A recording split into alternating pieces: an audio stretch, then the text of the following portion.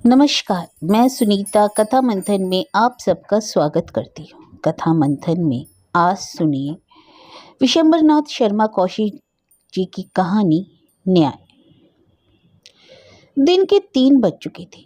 इसी समय एक बड़ी तथा सुंदर मोटर कार तेजी के साथ सड़क पर चली आ रही थी। मोटर में पिछली सीट पर एक 20-22 वर्ष का सुंदर युवक खाकी कोट, ब्रॉन्चेस तथा फुल बूट पहने बैठा था। उसके बगल ही में सीट पर खाकी सोला हैट रखी हुई थी। ड्राइवर की बगल में एक दूसरा व्यक्ति बैठा था। इसकी आयु 30 से 35 वर्ष के लगभग होगी। यह भी खाकी कोट, ब्रीचेज इत्यादि से सुसज्जित और सिर पर खाकी साफा बांधे हुए था। उसके दोनों घुटनों के बीच में 2 दोनाली बंदूकें दबी हुई थी और कारतूस की पेटी उसके कंधे पर पड़ी हुई थी। सहसा नवयुवक ने उस व्यक्ति से कहा, भाई अनिरुद्ध सिंह, प्यास बड़े जोर से लगी है, किसी गांव में ठहरकर पानी पीना चाहिए। अनिरुद्ध सिंह बोला, बहुत अच्छा हुजूर, कोई ना कोई गांव आने ही वाला है। थर्मस फ्लास्क में तो अब कुछ होगा नहीं क्या? नहीं सरकार, वह तो बड़ी देर हुई, खाली हो चुका। नवयुवक ने कहा, अच्छा तब तक लाओ पानी ही खाएं, कुछ देर तो प्यास रुकेगी।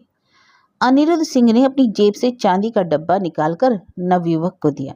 नवयुवक ने 2 पान निकालकर खा ली और डब्बा अनिरुद्ध सिंह को लौटा दिया। थोड़ी देर तक सब लोग मौन बैठे रहे। अकस्मात ड्राइवर बोल उठा, वह देखिए सामने गांव दिखाई पड़ रहा है। अनिरुद्ध सिंह ने कहा, इसी गांव में पानी पीकर और फ्लास्क भरकर आगे बढ़ेंगे। 10 मिनट में मोटर गांव के पास पहुंच गई। गांव सड़क के किनारे ही पर था। सड़क के किनारे मोटर रोक दी गई। अनिरुद्ध सिंह फ्लास्क लेकर मोटर से उतर गया। नवयुवक ने कहा, पानी ताजा लाना। अनिरुद्ध सिंह बोला, हाँ और क्या, बासी किस काम का होगा। यह कहकर वह चला। गांव में घुसते ही सामने एक कुआं दिखाई पड़ा जिस पर 2-3 आदमी पानी भर रहे थे। अनिरुद्ध सिंह कुएं के पास जाकर एक व्यक्ति से बोला, भाई थोड़ा पानी दे सकते हो? एक व्यक्ति ने पूछा, क्या पियोगे? अनिरुद्ध सिंह, पिएंगे भी और ले भी जाएंगे। काहे में ले जाओगे, कोई लोटा वोटा है?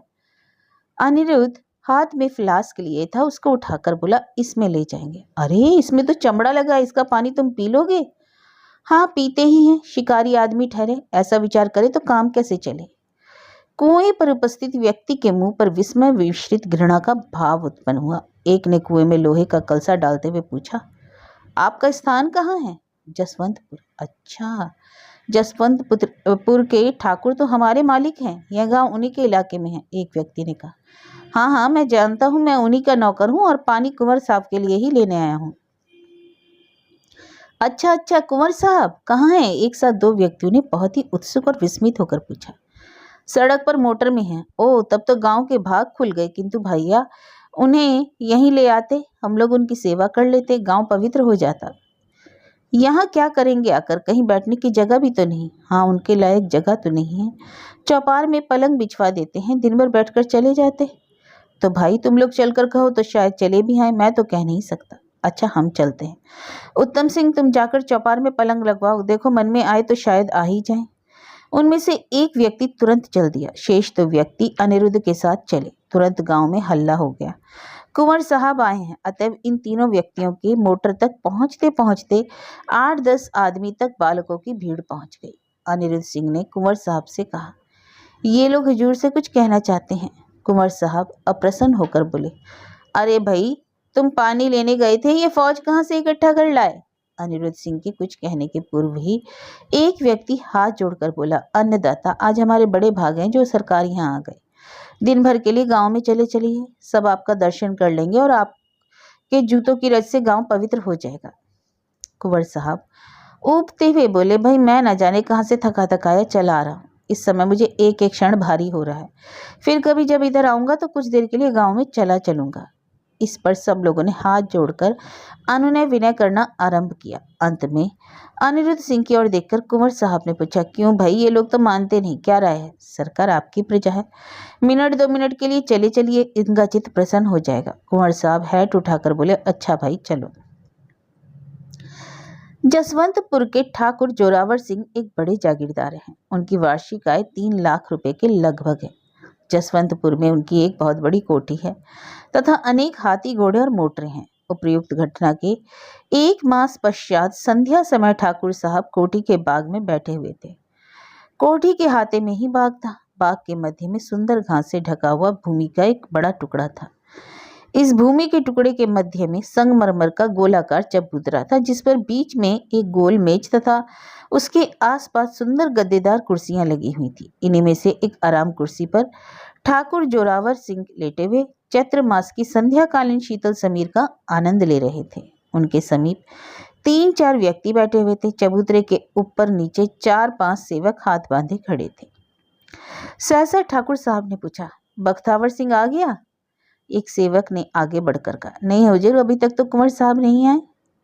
ना जाने कहाँ रह गया, सूर्यास्त हो चुका है। आजकल उसे शिकार का ऐसा चस्का लगा है कि नित्य शिकार को जाता है और लुत्फ यह है कि मिलता मिलाता कुछ नहीं, खाली हाथ लौटता है, पर जाता नित्य है। मुझे जब शिकार का शौक था तब मैं खाली हाथ तो कभी लौटा नहीं।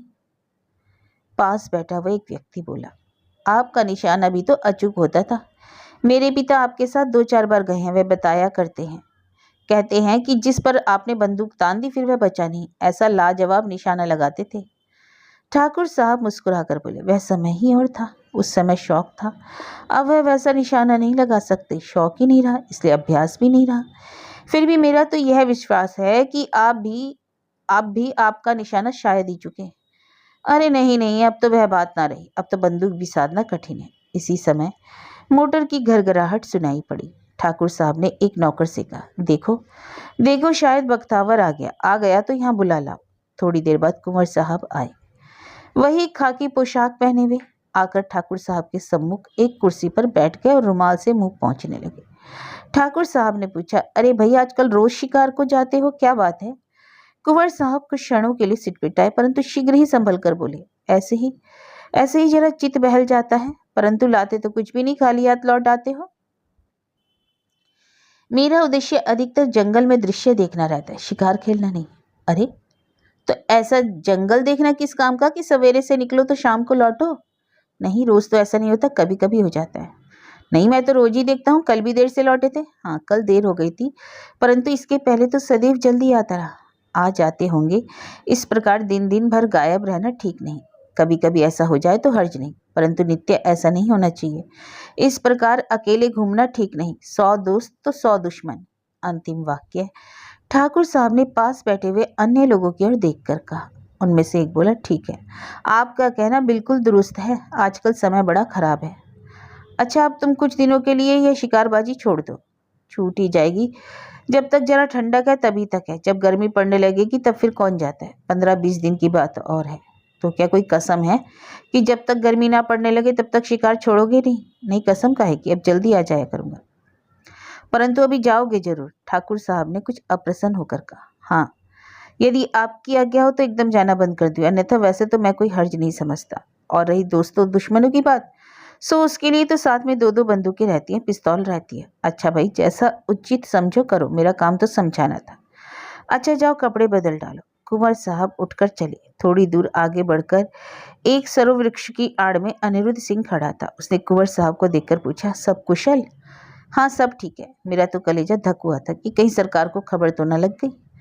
कुंवर साहब हंसकर बोले, शंका तो मुझे भी हुई थी, परंतु बात कुछ और निकली।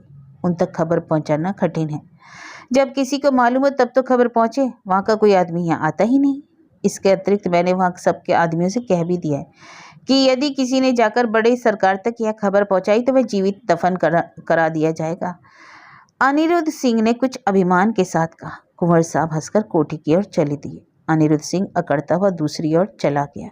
उपयुक्त घटना हुए 1 वर्ष व्यतीत हो गया। कुंवर बख्तावर सिंह अब शिकार खेलने बहुत ही कम जाते हैं। यदि उन्हें शिकार खेलने का कोई प्रस्ताव भी करता, बहुधा टाल जाया करते हैं। दोपहर का समय था। कोठी के एक सुसज्जित कमरे में कुंवर साहब कुछ मित्रों के साथ ताश खेल रहे थे। इस समय एक सेवक एक तश्तरी पर एक मैला सा लिफाफा रखे हुए लाया। उसने झुककर तश्तरी कुंवर साहब के सम्मुख की। कुंवर साहब ने पहले कुछ क्षणों तक लिफाफे को ध्यानपूर्वक देखा। तत्पश्चात सेवक से पूछा, कौन लाया? मैं तो पहचानता नहीं हुजूर, एक देहाती है। उपस्थित मित्रों में से एक बोला, बड़ा डर्टी लिफाफा है।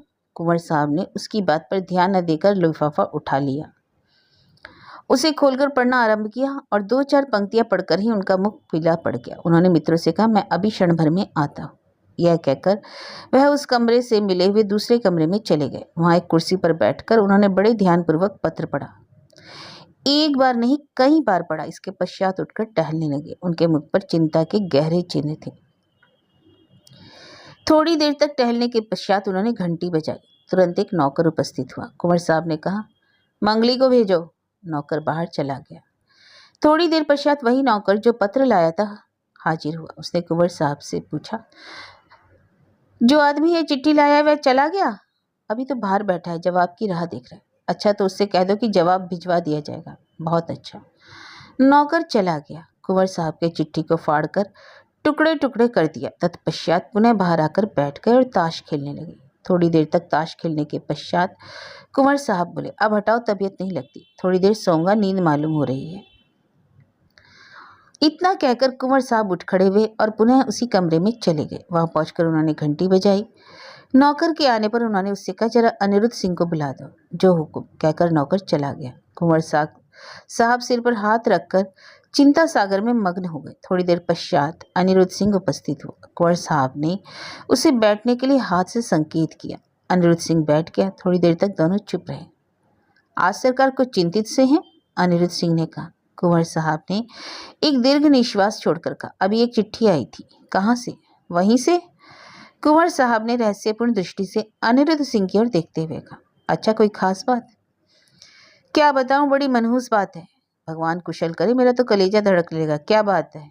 क्या वह बात जो मेरे सुनने योग्य नहीं है? तुमसे छिपाकर क्या करना है अनिरुद्ध? तुम ही तो एक ऐसा आदमी हो जो मेरी सब बातें जानते हो।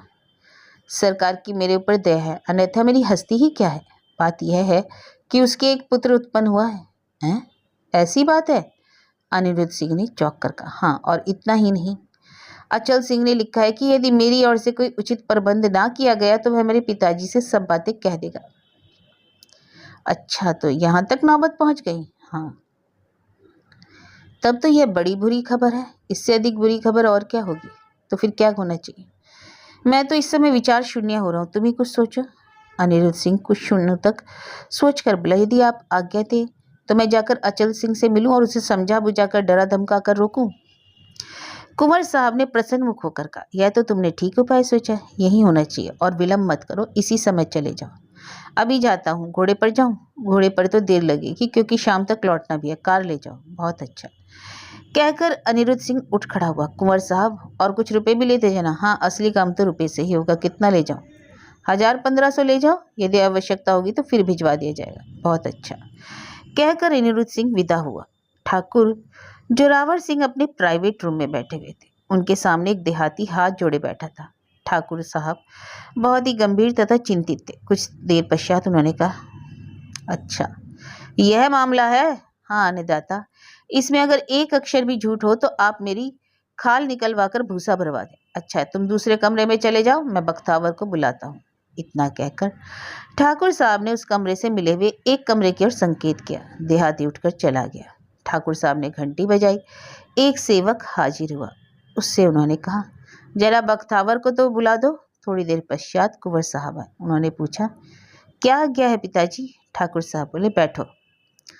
कुंवर साहब पिता के सामने बैठ गए और सशंकित नेत्रों से उनकी ओर ताकने लगे। ठाकुर साहब ने कहा, 1 साल पहले की बात है, तुम शिकार खेलकर लौट रहे थे। उस समय तुम पानी पीने के लिए मकरंदपुर में रुके थे।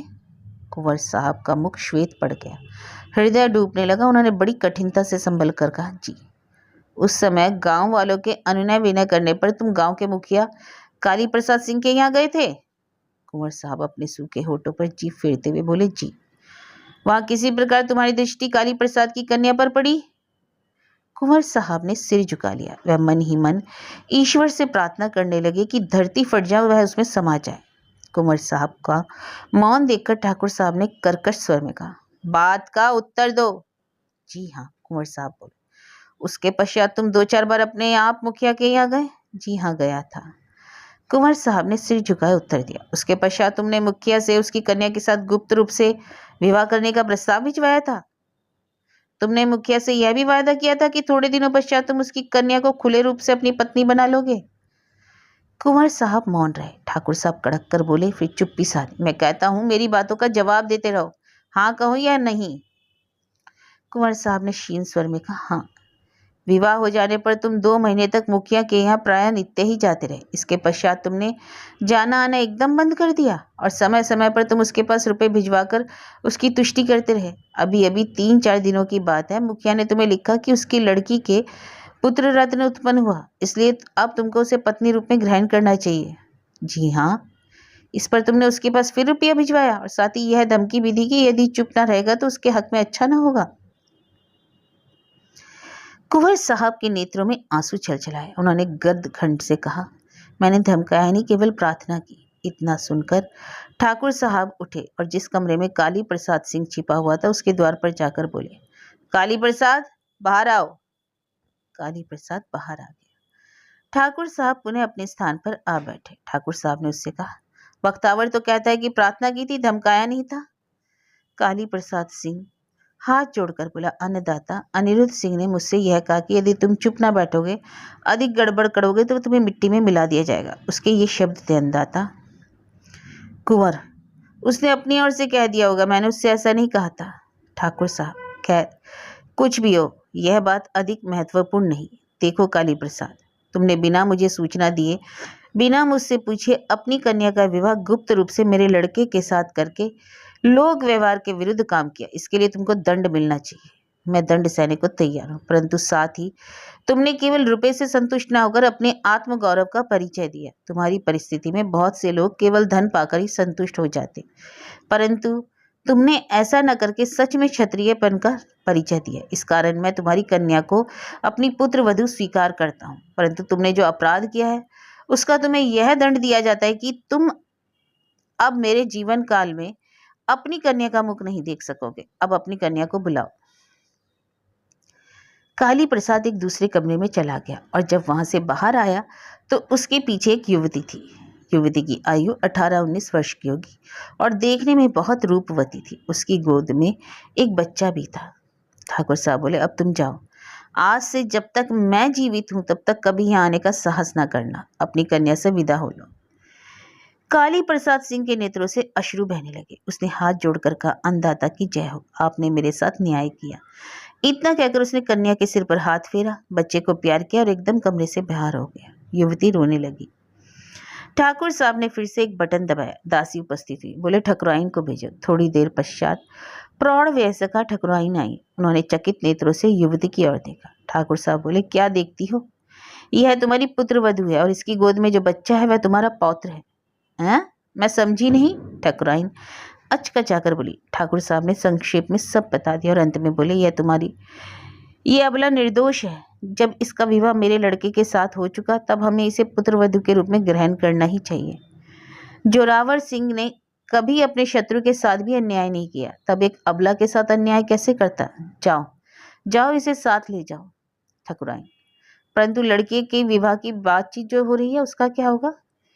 मेरे जीवन काल में तो अब बख्तावर का दूसरा विवाह नहीं हो सकता। जब इसने स्वयं अपना विवाह कर लिया तो मुझे इसका विवाह करने की क्या आवश्यकता है? ठकुराइन ने युवती को अपने अंक में ले लिया और अंतःपुर की ओर ले चली। यद्यपि इस आकस्मिक पुत्र वधू प्राप्ति पर उनके मुख पर दुख तथा शोक का भाव था, परंतु साथ ही युवती का नख-शिख और पौत्र की मनमोहक मूर्ति देख दुख तथा शोक के भावों का कवच फाड़कर संतोष तथा आंतरिक प्रसन्नता के भाव प्रस्फुटित हो रहे थे।